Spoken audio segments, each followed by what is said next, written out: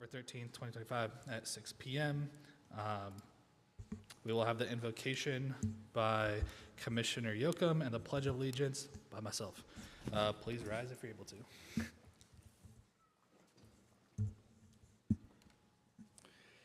Dear Lord, daily we live side by side, sharing our community. We take each other for granted, living our lives, not giving our community the attention it deserves or needs. We get caught up in living and providing for ourselves and our families. Community is just there, and we take it for granted until disaster strikes, when hardship comes or weather rages. Then suddenly and desperately we need our community, and it needs us. Lord, it is community that provides the essential safety net that protects us. Let us pray for those who need our help from the storms. Let us pray for the first responders and all they do. Further, let us pray for those in uniform that protect us around the world. Tonight, as this commission sits to do something to help build our community, let us make it stronger for all of our neighbors in Maricopa. With your love and blessings shining down on us, in your name we pray, amen. Amen. Please join me in the Pledge of Allegiance. I pledge allegiance to the flag of the United States of America and to the republic for which it stands, one nation, under God, indivisible, with liberty and justice for all.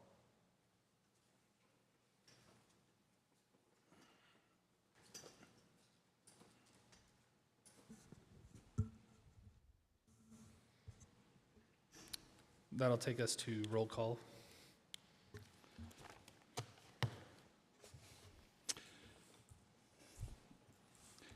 Commissioner Yoakum. Here? Commissioner Thomas. Here. Commissioner Robertson. Here. Commissioner Klob. Commissioner Brems. Here. And Chair Singleton. Here. Chairman, we have a quorum. Thank you. This will take us to the call to the public. If you wish to speak, please complete a speaker card and submit it to the chairman prior to the start of the meeting. The procedures to follow if you address the commission are: Commissioner requests that you express your ideas in 3 minutes or less and refrain from any personal attacks or derogatory statements about any city employee, a fellow citizen, or anyone else, whether in the audience or not.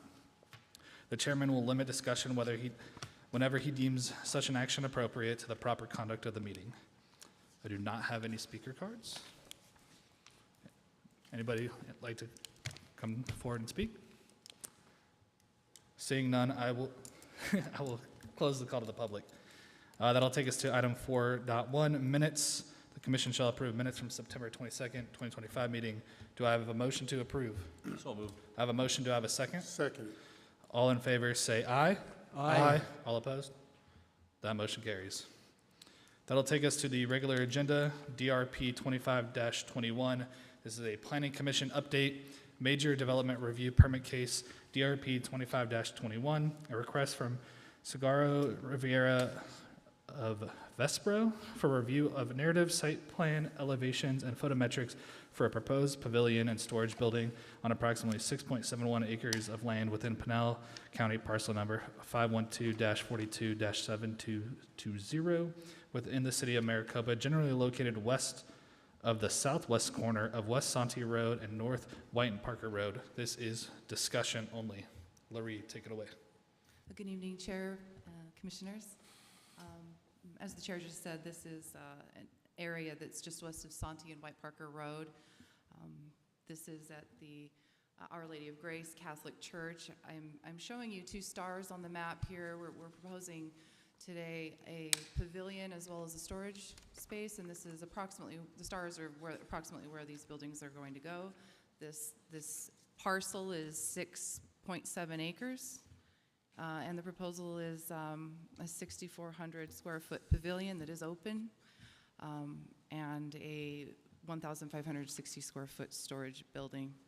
Both of these, I just want to note, have solar panels, planned solar panels on the top.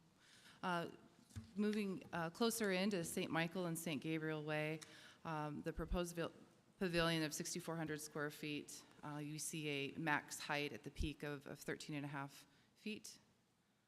In addition to this pavilion, the plan is to extend the 5-foot sidewalk for accessibility. The storage building, the second location on site, the 1,560 square foot building, has a max height of 14 and a half feet with a,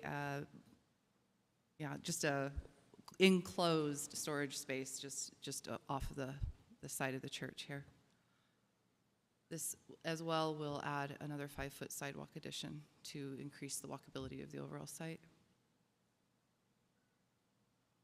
This proposal is really part of phase 1 of the PAD that was approved in 2011. This continues ancillary uses within phase 1, which is church uses.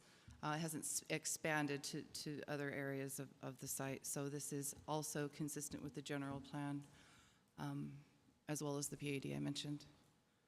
Staff has determined the proposal to be compliant with the city's development regulations, the PAD 11-01. The land uses proposed, the ancillary land uses, and vehicular and pedestrian connectivity, as well as the parking requirements and open space, which I believe in the PAD is 13 and a half. In terms of public outreach, the notification letter went out September 25th. The sign posting went up the next day. And due to the weekend, we were able to get the notice put on the website on the 29th of September. And today marks the Planning and Zoning Commission for this informational item. Sorry, that concludes my report. If the commission has any questions, I'd be happy to answer them. Thank you, Liberty. This is for discussion only. Commission, any questions, comments, concerns about this item? Just one question. Was there a public meeting? No, not for the DRP. Have There you was received- public notification letters that were mailed out. Have you received anything from the public in the way of emails or? No, sir, Letters? I have not No? received any additional queries. Okay.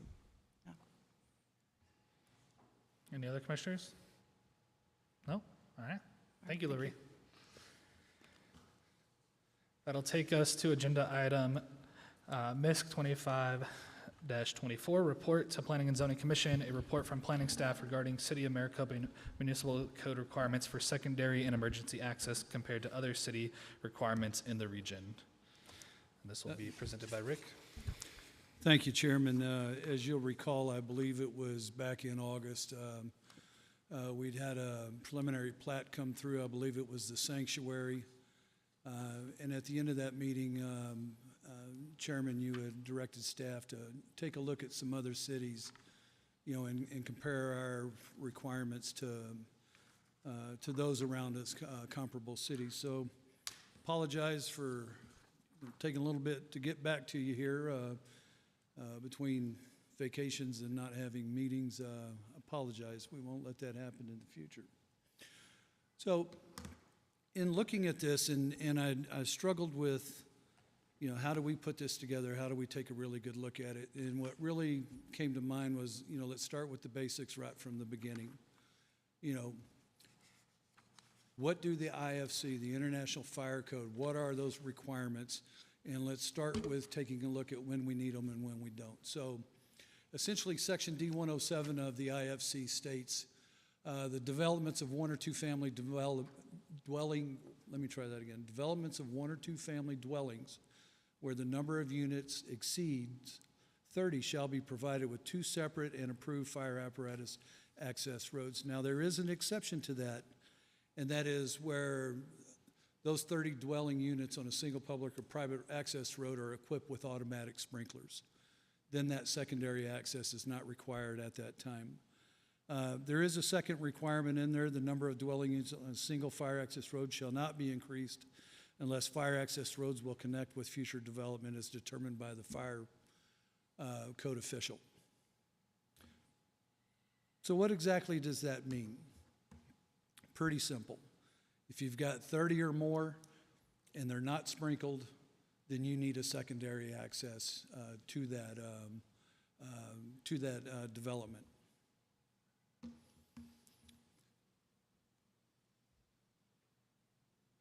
With respect to the two different fire access roads, there are some requirements as to the proximity that those can be to, and numerous times in our meetings as we've talked about preliminary plats, you've heard that half the diagonal distance requirement come up. So I thought I would take this opportunity to also take a look and just kind of explain what that means. And what we're looking at up there is the sanctuary development, all phases of it. And you'll recall when it first came in, we were looking at just phase 1 of that. And we know that they've got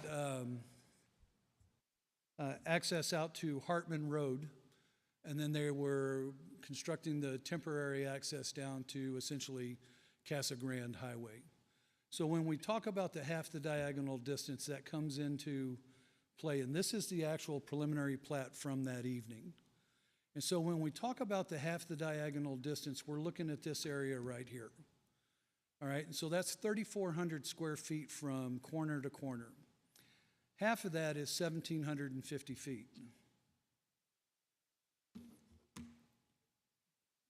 17, yeah. And what that means is that from this access point, you can see where the red line starts, which is the access that's being provided. If you go 1,700 feet south of that, you're into the intersection of Casa Grande Highway, just short of it, which again is not going to be allowed simply because it's too close to the intersection.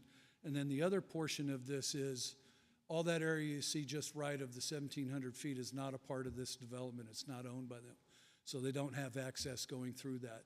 So that forces them to then, start to construct a portion of that collector road, bring it to the end of phase 1, or actually not even to the end of phase 1, but then construct it on a temporary basis heading south there.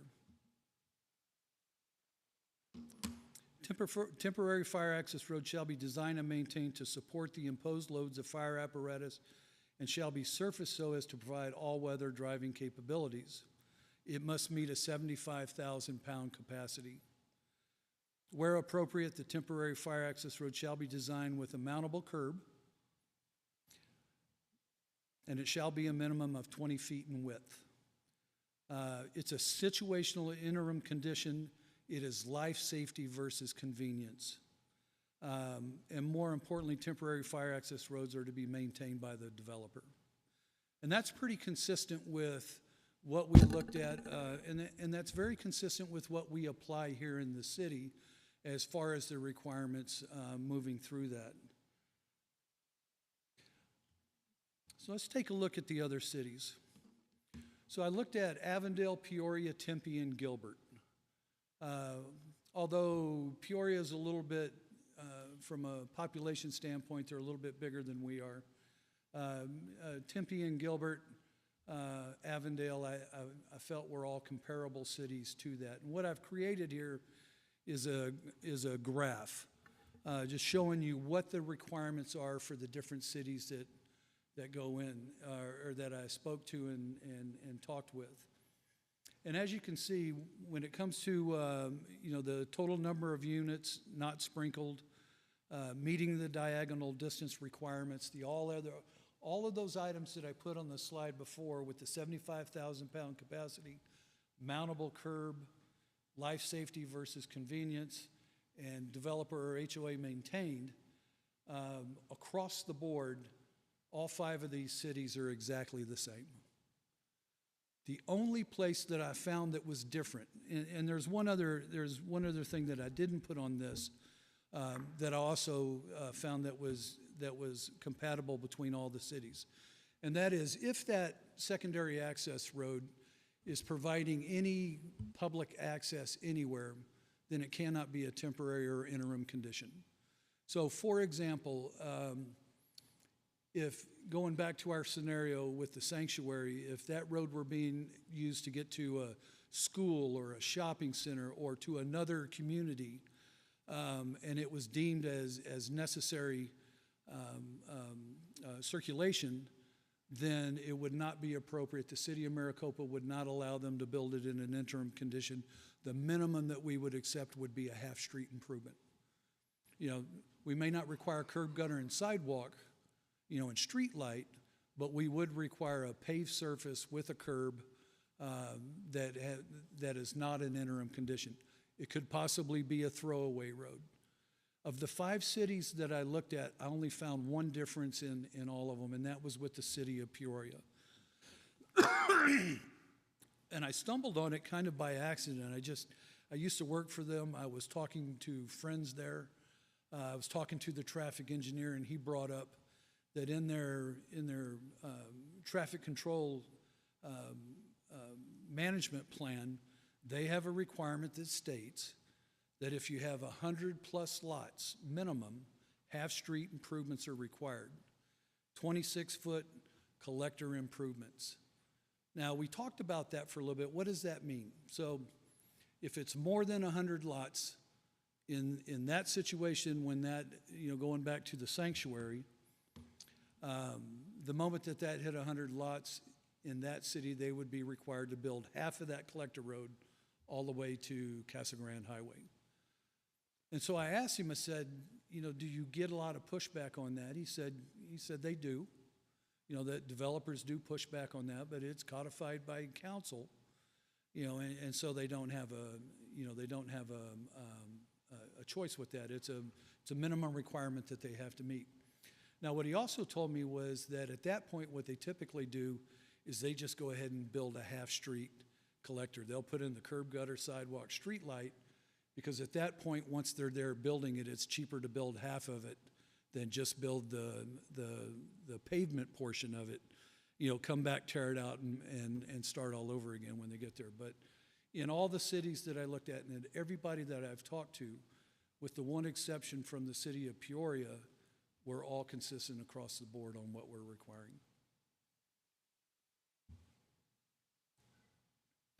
So that concludes my presentation. I hope that helps shed some light on it, or certainly helps the conversation moving along.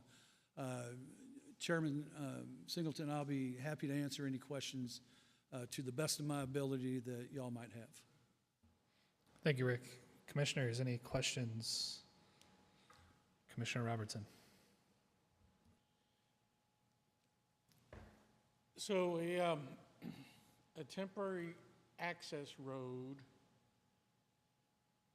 is specifically for fire apparatus access and is not for convenience of the folks that live there in the event of an emergency. Chairman Singleton, Commissioner Robertson, that is correct. My understanding of that is you're spot on, sir.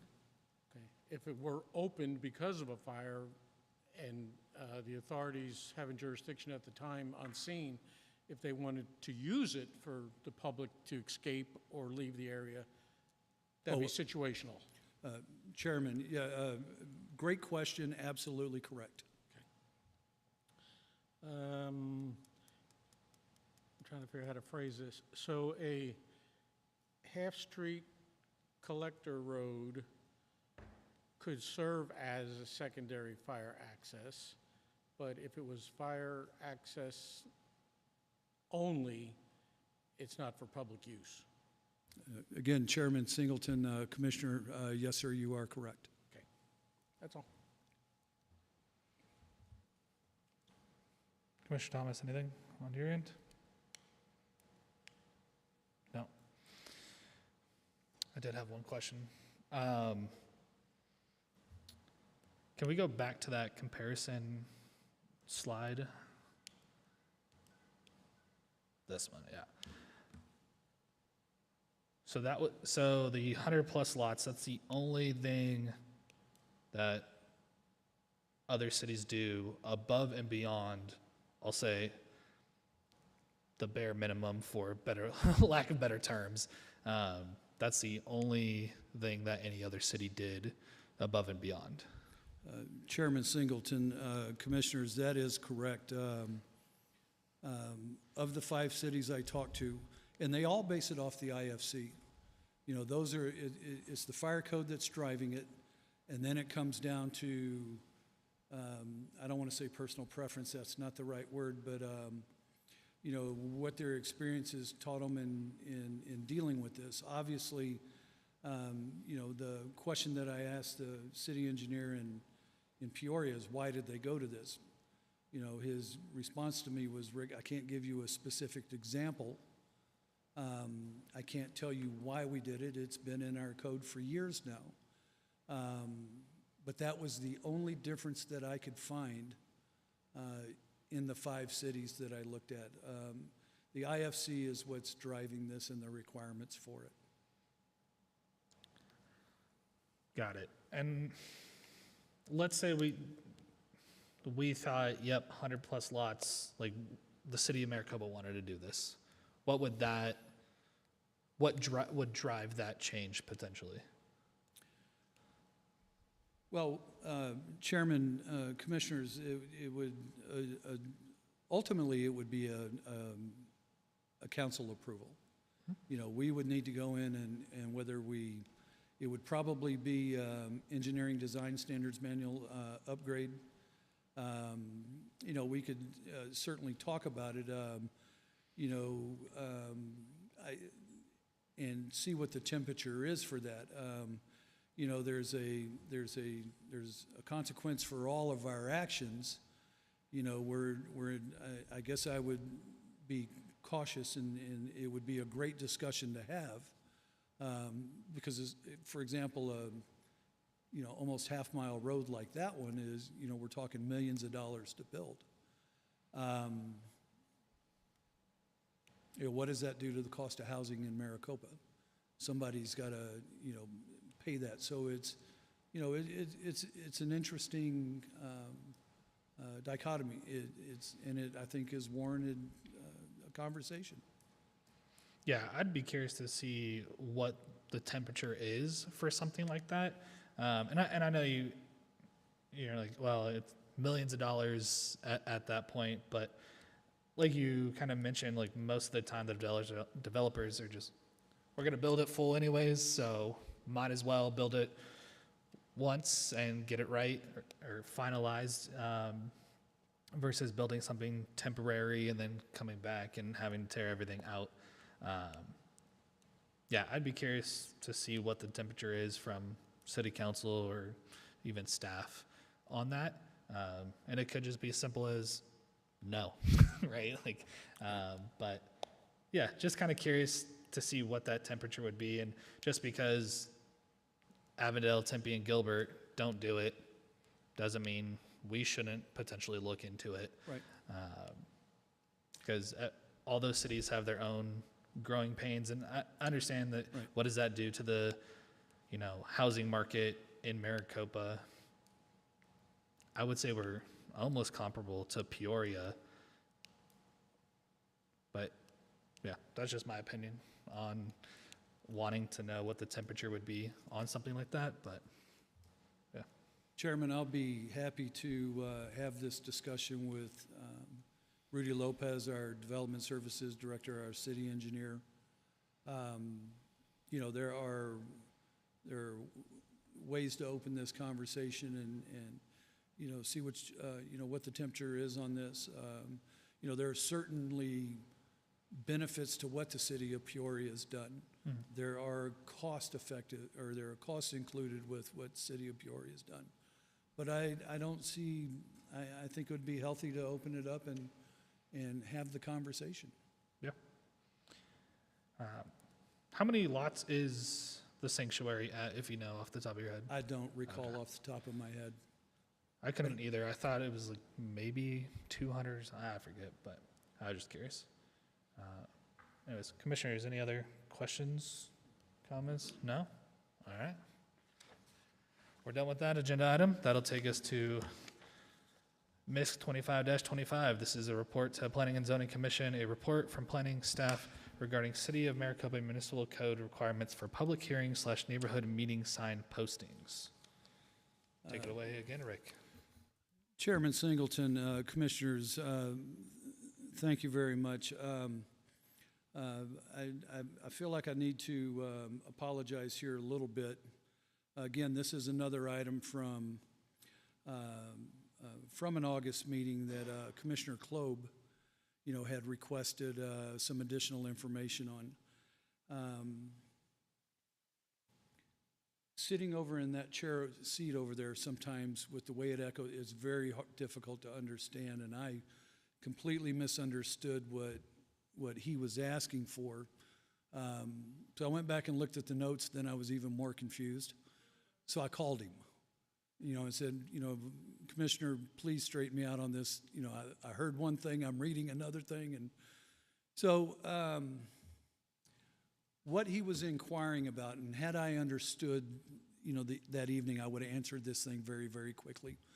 But again, I thought this was a really good idea to talk about, you know, sign posting notifications for neighborhood meetings and for public hearings. Those are the two things that we do them for. So I thought let's just kind of, you know, for, you know, not only our benefit, but anybody that might be watching in the public, maybe we'll just talk about, you know, what requires it, and when it is required, you know, what are the requirements that the city's expecting. So Section 18140.050 of the Maricopa City Code states that a neighborhood meeting is required for the following applications: conditional use permits, variances, planned area developments, major planned area development amendments, annexations, zoning map amendments, and general plan amendments.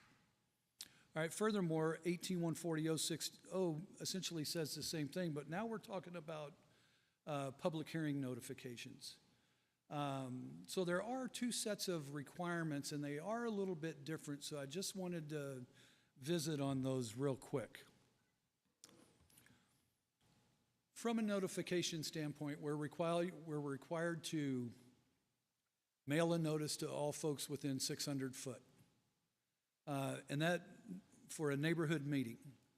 And that has to be out 15 days prior to the neighborhood meeting, but also from a public hearing standpoint, it cannot be more than 90 days before the meeting. So it sets a window in which from a mailed notice standpoint, we have to include that. Y'all might recall that probably a little over a year ago, we did a text amendment. We changed that 90-day from 45 to 90 days, really to be able to send out one notice instead of multiple notices, and get all the information on one notice instead of sending two. Also says we have, on all those applications, we need a newspaper notice. Not less than 15 days prior to, but not more than 90 days before the public hearing. Same thing. So we're able to, you know, put multiple notices out in the newspaper for or two applications that are associated with the same site, and go from there. And what you see over to the right there is a copy of a newspaper notice that we had sent out for another application. And then we get to the posted notice requirements. And again, it's 15 days prior to the neighborhood meeting, 15 days prior to the public hearing meeting. But here's where things get a little bit different, and that is that we have different size sign requirements for different applications. You know, so what I tried to do over here, so the big square orange one you see with the QR codes on it and all that, that's the big 4x8 sign that goes on all our rezonings, annexations, general plan amendments, development review permits. And then the 24x36 is for your conditional use permits, your variances, your temporary use permits, and I just noticed I left one off of there, and that's the map of dedication. That's a small one, the 24x36 that you see going out. So we do have different requirements for the different applications that we have within the city. And that's fairly consistent in every city that I've ever been in. We had the same exact requirements: the rezones, general plan amendments, annexations, all of those required 4x8s, and the variances, the conditional use permits, were the smaller 24x36. But so if you're out there and you're about, and if folks from the public, you know, wonder why one's a big sign, one's a little sign, I hope that clears it up a little bit. Now, before I go on to, let's talk about all information on the sign shall be evenly spaced and organized in a readable manner. The sign shall include the proposal, the project description, time, date, location of the neighborhood meeting, the names and telephone numbers that citizens may call, and the applicant's city contacts and all that good information as well. The number of signs and the location shall be determined by the zoning administrator or authorized designee. That's me. And we do this all the time. And so I want to talk about a couple of things as we go into this next one. First of all, what you're looking at, commissioners, these are the actual maps that we make that we send to the sign company telling them where we want the sign location to go. So, you know, for example, the Bolin and Hartman rezone came in just a couple of months ago, was before y'all. Bolin Road dead ends, we put it right there on the corner. Anybody turning left, turn right, no matter where you're going from that corner, you're going to have to pass it, and that's a great location, you know, for that sign. Furthermore, in the event somebody wanted to pull over, get closer, take a picture of the QR code, there's plenty of shoulder there to be able to do that. Now, obviously, with the Apex Auto Club, you know, much bigger piece of property, multiple entrances to it. So clearly, we thought it was appropriate to have multiple signs on that. The other thing that you may recall from the Apex development was, because of the size of it, we went to 1,000 feet on the neighborhood meeting notice instead of 600 in an effort to try and capture more folks. The industrial triangle on the left, those are the locations of the 5 signs that we used. And then the Terribles rezone on the right, which is the site that Commissioner Klob was actually asking about, we put 2 on that site for a specific reason. One, right there on the corner, you've got, I don't have a pointer, but right on that northwest corner, you've got several utility boxes. You've got the light, the signal sitting right there, and then to make it even more convoluted, you've got 2 big scuppers on there that are taking water off the road there. So we would have had to put that sign so far back that no one would have been able to read it. You wouldn't have been able to get the QR code. So in this instance, we looked at it based on the information. We thought it was appropriate to put one on Bolin and another one on Porter Road. And that's how we ended up with the 2 signs out on that location. So that concludes my presentation. I would just kind of sum it all up by stating that, you know, we do have specific requirements that we just went through. But it really is a case-by-case basis. You know, every site is a little unique and may require, you know, different common sense. You know, and you know, the whole purpose of this is to try and reach as many people and inform as we can. So we always try and err on the side of good judgment, you know, when putting these out and the distances we use to try and reach as many people as we possibly can. Commissioners, that concludes my presentation with this. I'll be happy to answer any questions y'all might have. Thank you, Rick. Commissioners, any questions? The only thing for me is I think what sparked Klob's question for this, there are actually 4 signs for this Terribles rezone. There's 2 on each side, and I think that's why he was like, wait, why does this developer need to put 4 4x8 signs up versus 2? Yeah. But Chairman, excellent point. You know, and what I would say is we try very, very hard to piggyback as much as we can. You know, they're nice big signs. So if we can get a rezone, a general plan amendment, and a DRP on one side, that's our the choice we would like to make. Doesn't always work that way.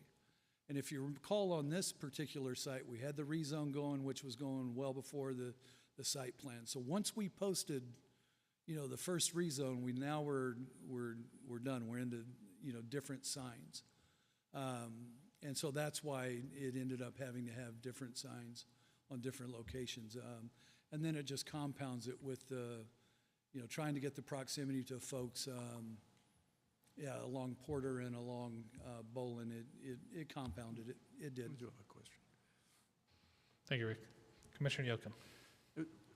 Looking at the Terribles rezone DRP, we have 2 signs, but if we were to put 1 sign at the corner of Bolin and Porter, and rather than it being parallel to Boland and parallel to Porter if we put it in diagonally. Would that satisfy the need for 2 signs?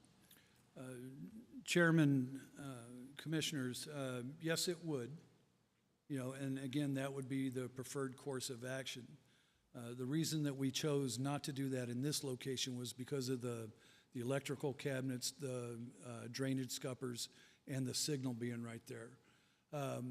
We would have put it diagonal, Commissioner Yocum, but it would have been so far back that no one would have been able to read it. So that is a practice that we have in place. Well, yes, sir. If I go the Boland and Hartman rezone on your left there, Okay, exactly what we did in that location. thank you. Any other questions from the commissioners?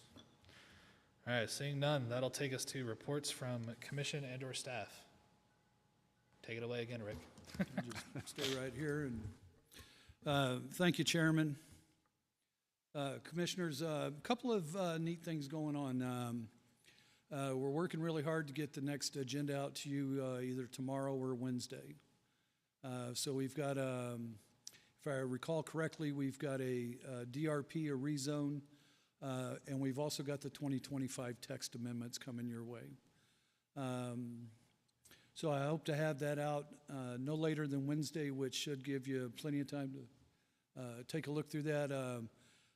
I wrote up a really nice little summary for it that explains each of those text amendments. If you have any questions, feel free to give me a call. And we're working on some new and exciting things coming down. I don't know the exact time frames on them, but we've got the non-residential design guidelines getting very close. We will probably take 2 study sessions on it. It's a big document, way too much to try and get through in one night. So we'll probably cut that into, trim that into 2 different presentations. We'll get that out to you well ahead, and then we'll come in here and sit down and have a really good discussion on that. We'll try and keep that agenda to a minimum if we can, so we can really focus on that. But I'm really excited about it. It's the first set of design guidelines. We've been working on this for a long, long time now, and we're anxious to get that out. We've also got a couple more study sessions coming your way. We're expecting the first draft copy of the general plan update in November. So once we get, we're able to vet that, I see, early 2026 coming in with, again, a couple more study sessions going over that. So that's really exciting coming through.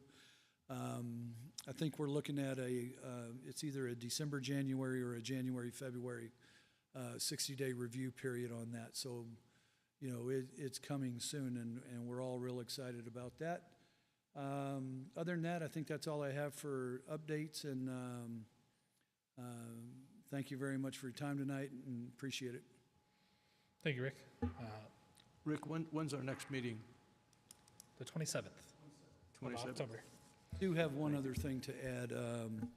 I spoke with Rudy when I got back from vacation. We talked about some legislative updates, and he's working on that, and he's going to bring that to y'all.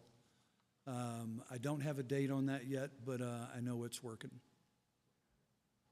That was basically going to be my question, that we'd ask Rudy for a legislative update. Rick, I would like to see something like this every quarter.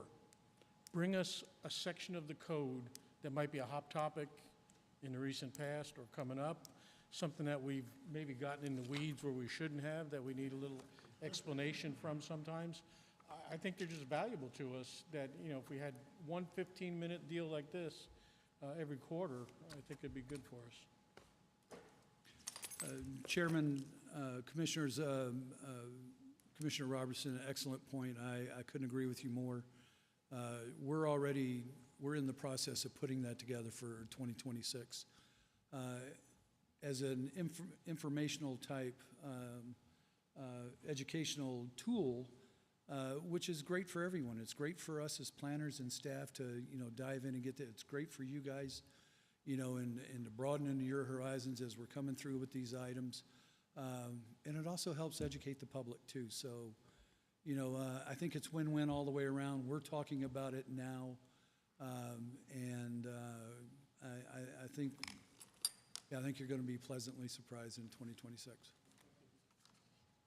We don't get into the weeds ever. I don't know what you're talking about. I do not see a need for e-session. So that'll take us to adjournment. Do I have a motion to adjourn? So moved. Do I have a second? I have a second. All in favor say aye. Aye. We are adjourned.